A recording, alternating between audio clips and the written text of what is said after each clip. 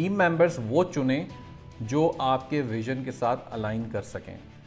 वो team members जो सिर्फ और सिर्फ आपके पास पैसे के लिए आ रहे हैं, वो उमूमन पैसे के लिए किसी और को भी ज्वाइन कर लेंगे आपको छोड़ के, अगर उनको थोड़े से पैसे ज़्यादा मिलेंगे तो। जब हम कहते हैं ना जी पाकिस्तान में तो खासकर जी लॉयल्टी नहीं है, तो लोग तो पैसे के पीछे भाग जाते हैं, तो उसका मेजर रीज़न ये है कि उनके विजन, उनके पर्पस अलाइन नहीं होते, वो सिर्फ पैसे के लिए काम कर रहे होते हैं। अच्छा, ऐसा भी ज़रूरी नहीं है कि हर कोई ही ऐसा होगा कि जी पैसे के लिए होगा, या हर कोई ऐसा होगा कि जो पर्पस के लिए आएगा।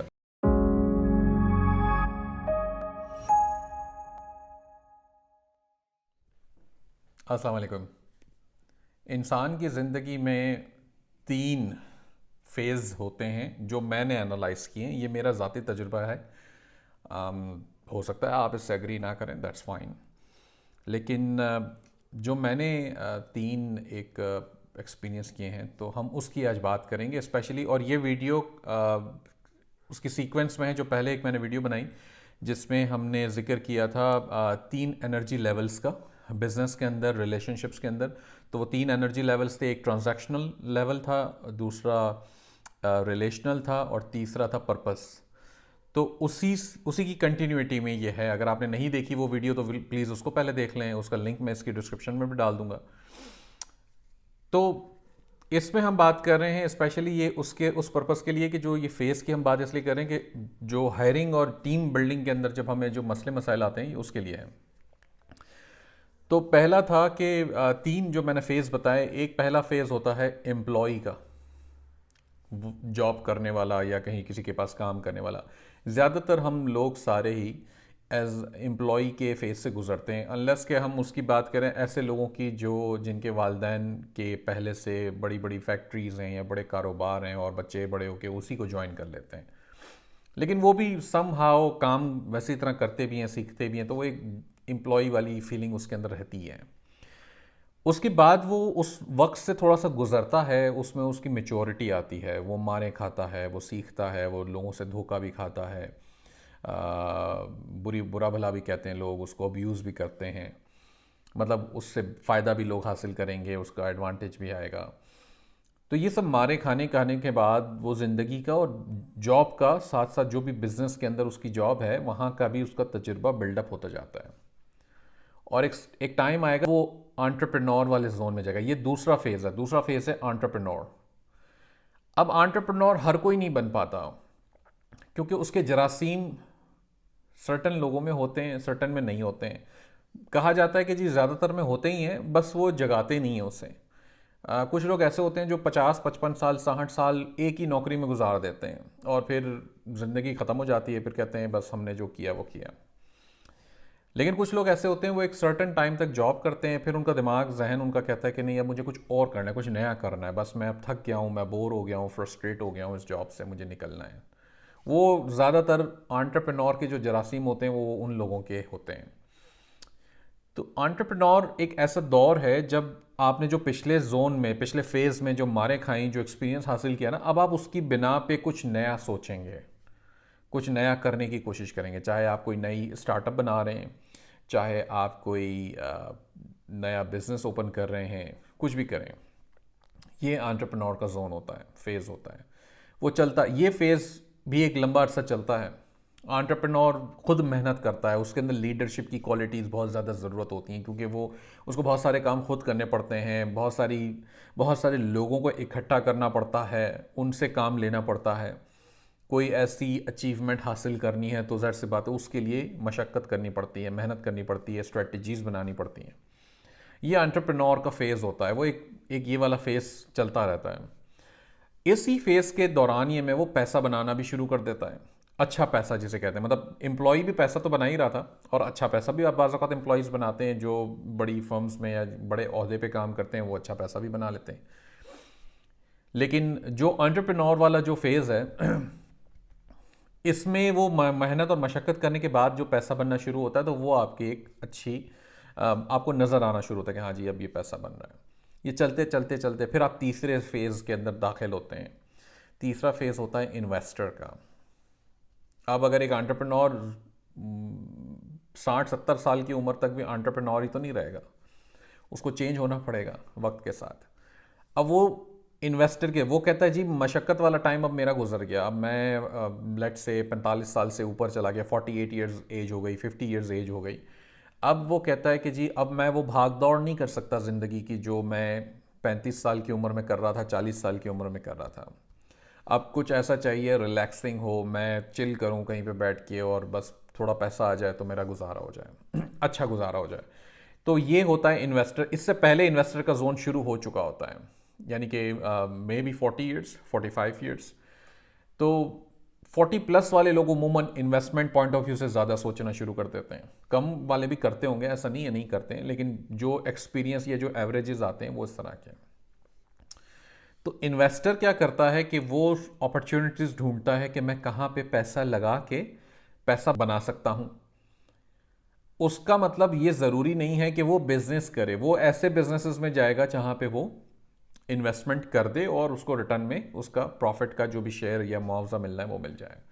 ये इन्वेस्टमेंट अपॉर्चुनिटीज़ को देखते हैं। अब चाहे वो रियल स्टेट हो, चाहे कोई क्राउड फंडिंग हो, वीसी वाले मामलात हो, चाहे वो क्रिप्टो हो या कुछ भी हो सकता है, स्टॉक्स हो। तो इन्वेस्टर्स ये तीसरा जोन है। आप जब मतलब जो कहने का मकसद ये है कि जब एक एम्प्लॉय वो कन्वर्ट हुआ एंटरप्रेन्योर में, अब वो एंटरप्रेन्योर कन्वर्ट हुआ इन्वेस्टर में। मैं जिस जोन में हूं मेरी एंटरप्रेन्योरशिप चल रही है और मैं आहिस्ता आहिस्ता इसको साथ साथ इन्वेस्टमेंट मॉडल्स को भी देखते हुए उसको लेके चल रहा हूं कि हाँ जी अब हम कैसे इन्वेस्टमेंट्स करते हैं। यहाँ पे हम ऑलरेडी कर रहे हैं। मेरे ख्याल से मुझे कोई 1-1.5 साल हुआ होगा मैं डिफरेंट अपॉर्चुनिटीज़ देखता हूँ, उसमें इन्वेस्टमेंट्स करता हूँ, स्पेशली अमेज़ॉन में, होलसेल में, एटसी में, लोगों पे, रियल स्टेट में। तो इन सारी चीज़ों को मैं देखते हुए मैं इन्वेस्टमेंट्स करता हूँ। अब ये ज़रूरी नहीं है कि उम्र का कोई फिक्स हिस्सा तय किया जाए कि नहीं जी 40 साल के बाद ही आप इन्वेस्टर बन सकते हैं, या मैं उम्र के ऊपर कभी भी वो नहीं कर सकता हूँ, क्योंकि मैंने ये देखा है कि डिफरेंट लोगों की सिचुएशंस, माइंडसेट, बॉडी के कंडीशंस और ज़िंदगी के हालात के मुताबिक उनके मामला चल रहे होते हैं। तो ऐसे ही होता है हमेशा।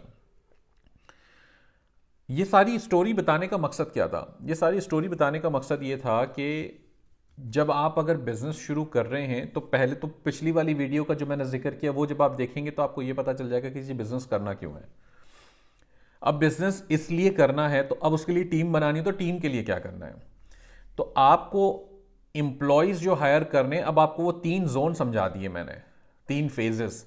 अब वो 3 फेजेस के मुनासबत से अगर लोगों को लेके चलेंगे, चाहे आप खुद भी चल रहे हो चाहे लोगों को भी लेके चलेंगे, तो वो आप उनको भी पता होगा हाँ जी बंदे को एक शख्स हमें हेल्प करना चाहता है। दूसरी बात, जब हम ये बहुत बहुत इंपॉर्टेंट सिचुएशन है कि जब हम कहते हैं कि जी मुझे बंदा चाहिए, लेट्स से आप कहते हैं मुझे वीए चाहिए, वर्चुअल असिस्टेंट चाहिए, होलसेल का, पीएल का, डीएस का, किसी भी चीज़ का। तो कहते हैं कि जी वो बंदे को सैलरी मुझे देनी है इतनी, लेकिन मेरे पास पैसे नहीं है सैलरी देने के लिए, मैं तो अभी शुरू कर रहा हूँ, इन्वेस्टमेंट भी थोड़ी है या इन्वेस्टमेंट है ही नहीं, मैं तो क्लाइंट्स पकड़ूंगा, उससे कुछ सैलरी लूँगा, कुछ छोटा मोटा इसको भी दूंगा, कुछ अपने लिए रखूँगा। लेकिन एम्प्लॉयज़ या वीएस जो हैं वो फिर काम नहीं करते हैं। ज़ाहिर सी बात है, वो कहते हैं भाई हमारा भी तो घर है, हमें भी तो पैसे मिलने चाहिए, हमारी किचन इनकम ही नहीं चलेगी, हम काम कैसे करेंगे। ये प्रॉब्लम्स हैं। इसके लिए एक सिंपल लॉजिक जो मैंने देखी है वो ये है कि टीम बनाते वक्त अपना आपका जो विजन है, जो पिछली वीडियो से फिर रेफर करते हुए आपका जो विजन है वो सिंक्रोनाइज होना ज़रूरी है आपके टीम मेंबर्स के साथ। अगर विजन सिंक्रोनाइज्ड नहीं है तो फिर प्रॉब्लम्स आएंगी और ज़्यादा आएंगी। अगर ट्रांजैक्शनरी लेवल के ऊपर ही टीम से भी मैनेजमेंट हो रही है, बातें हो रही हैं या रिलेशनशिप्स बन रहे हैं, तो वो लॉन्ग लास्टिंग नहीं होंगे। अगर विजन लेवल पे या पर्पस लेवल पे जाके अगर रिलेशनशिप्स बनाएंगे अपने एम्प्लॉयज़ के साथ, अपने टीम्स के साथ, तो वो लॉन्ग लास्टिंग होंगे, वो लोग जुड़ेंगे उस पर्पस के साथ। तो पर्पस बहुत ज़रूरी है। अब वो पर्पस का मतलब ये भी हो गया कि आपने कहा लेट्स से मैं एजेंसी बनाना चाहता हूँ, मैं एजेंसी बनाऊंगा, मेरे पास होलसेल एफबीए का एक्सपीरियंस है और मैं सर्विसेज दूंगा होलसेल एफबीए की। अब मुझे बंदे चाहिए लेकिन मेरे पास पैसे नहीं है, अभी पैसे नहीं है तो क्या करें। विजन बनाएं, विजन तो होना चाहिए, विजन तो क्लियरली डिफाइंड हो, आपको पता हो कि जी मेरा ये विजन है, मेरा ये पर्पस है ये बिजनेस करने का, मैं मेक श्योर करूंगा कि क्लाइंट्स हैप्पी हों, खुश हों, मेरे टीम मेंबर्स खुश हों, उनको जो है वो इस तरह ऐसा परसेंटेज मिले। अब जो वीएस आप हायर कर रहे हैं उन वीएस का मतलब जानना इस बात का ज़रूरी है कि जी आपका विजन उनके साथ सिंक्रोनाइज्ड है। आप उनको कहते हैं जी मैं आपको अभी पैसे तो इतने ज़्यादा नहीं दे सकता, मैं इस तरह इस प्रोसेस के थ्रू काम करूँगा, ये मेरा विजन है और इसको जो है मैं लेके इस तरह से चलूँगा। अब वो लोग, आप उनको ये भी बताते हैं कि जी मैं इतनी मेरी इन्वेस्टमेंट आएगी, इतने पैसे आएंगे, उसमें से इतने % जो है वो आपको मिलेगा, इतने अरसे में मैं आपको इतने पैसे अदा करूँगा। अब आपको अगर सिंक्रोनाइज आप उनके साथ, वो आपके साथ होते हैं तो परफेक्ट। अगर वो आपके साथ सिंक्रोनाइज नहीं होते हैं, वो कहते हैं नहीं जी मुझे तो फ़ौरन पैसे चाहिए होंगे, पहले महीने में पैसे चाहिए होंगे, मैं तो जो है वो काम नहीं कर सकता आपसे, तो आप कहते हैं जी ये तो ज़बरदस्त हो गया, आपने बता दिया मुझे, आप और मैं साथ नहीं चल सकते हैं। अब आपको वो बंदा ढूंढना है जो आपके साथ चलेगा इस मामले में। तो असल में वो बंदा गलत नहीं है जो फौरी तौर पे पैसे मांग रहा है, वो अपनी जगह पे ठीक होगा, उसकी ज़िंदगी के हालात ऐसे होंगे। आप अपनी जगह पे ठीक हैं, आपको ऐसा बंदा चाहिए जो इस हालात से परे हो थोड़ा सा। तो ये चीज़ को थोड़ा सा आपने जस्टिफाई करना होगा अपने लिए और अपने टीम मेंबर्स के लिए।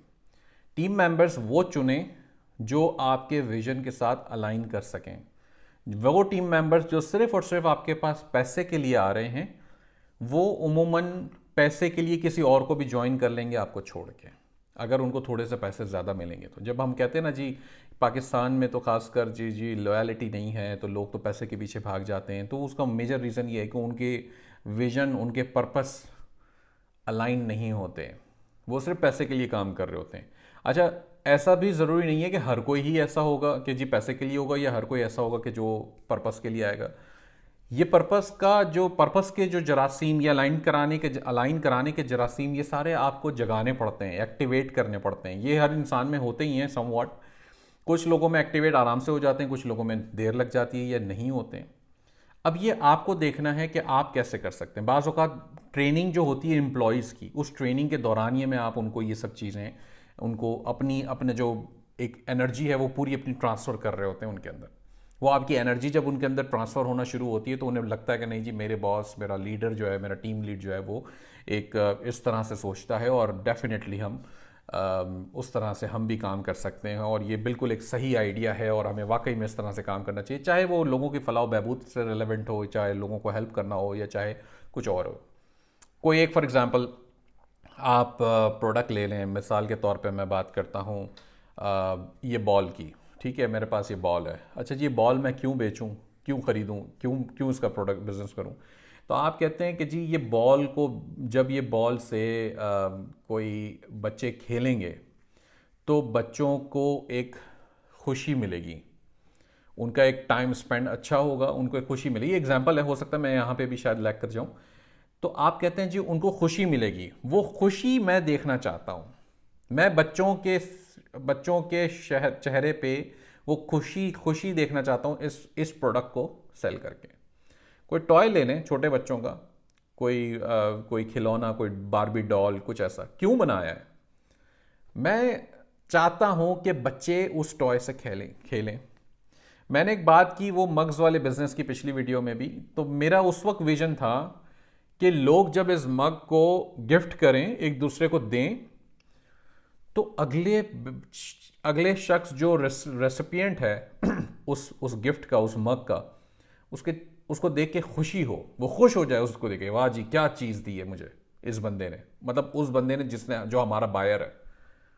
तो मैं ये विजन था, इसी से कस्टमर भी अलाइन हुआ, इसी से एम्प्लॉयज भी अलाइन हुए। उसके अंदर तो एक और बिजनेस मॉडल था, स्ट्रेटेजी थी रीसेलरशिप की। हम रीसेलर्स भी बनाते थे, यानी कि हम मैन्युफैक्चरर थे और लोग, हम डिस्ट्रीब्यूटर या रीसेलर, हम रीसेलर कहते थे, लेकिन आज के ज़माने में आप उसको डिस्ट्रीब्यूटर भी कह सकते हैं या होलसेलर भी कह सकते हैं। वो हमसे बाय करते थे, वो आगे बेच रहे होते थे कस्टमर्स को अपने।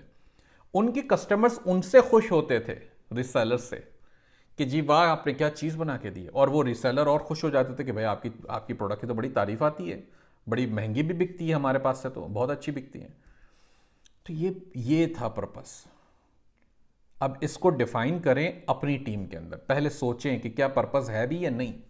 नहीं है तो फिगर आउट करें कि जी मेरा पर्पस क्या है काम करने का, मेरा ये टीम बनाने का, मैं इतनी बड़ी एजेंसी बना दूं 20 लोगों की, 25 लोगों की, मेरा पर्पस क्या है, ये 20 लोग कैसे चलेंगे मेरे साथ, मैं इनके लिए क्या कर रहा हूं, और ये 20 लोगों के आगे मैंने अगर 10 क्लाइंट मैंने खड़े किए हुए साथ लेके, तो उनका क्या फायदा होना है, वो क्यों जुड़े मेरे साथ, क्या पर्पस होना चाहिए। सोचें, इसको थॉट प्रोसेस चाहिए। जैसा मैंने पिछली वीडियो में कहा था जी, वो आपको रात को वाकई में नींद नहीं आएगी अगर आपने इस बातों को, आप ये बातें आपके दिल में उतर रही है ना, तो आपको वाकई में नींद नहीं आएगी। तो उसको सोचें, अपने विजन क्लियर करें और फिर टीम बनाएं अपनी। बहुत शुक्रिया। अस्सलाम वालेकुम।